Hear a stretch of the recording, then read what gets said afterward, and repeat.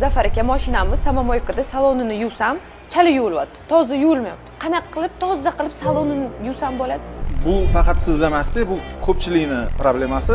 Buni o'zini mashina yuvishning qoidasi bor. Men sizga hozir ko'rsatib qo'yaman. Sizlar ham ko'ringlar, like esdan chiqmasin. Keling, qarang mana.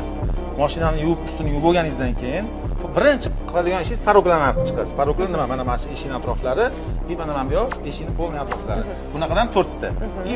Bagajni ochib, chetlarini artib olasiz. Bo'ldi, buni qilib bo'ldingiz. Endi toza latta olib, obshivkadan boshlab artasiz. Polni mana. Faqat eshikni o'zini, boshqa joyga qaramaysiz. Buni artdingiz, birinchi eshik, ikkinchi eshik, uchinchi eshik, to'rtinchi eshik, orqa polkalar, karpetkani artasiz, polni barlarni artasiz.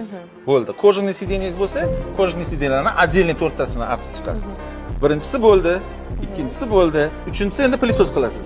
Sideniyalarni orqaga surib olasiz-da, polni pilisos qilib, keyin oldiga surasiz, pilisos qilasiz bagajlari bilan. Demak, parok bo'ldi, karpetka shikali bo'ldi, pilisos bo'ldi, nima qoldi? Oynasi qoldi. Endi oynasi bilan artib chiqasiz. Har bittasiga alohida lattalar bilan. Hech narsa qolmadi. Kuzovchi. Kuzov uchun boshqa video qilamiz, agar mana shu video 50 mingta like yig'sa. Rahmat Zafar aka. Salomat bo'ling. Zafar aka bilan qolinglar.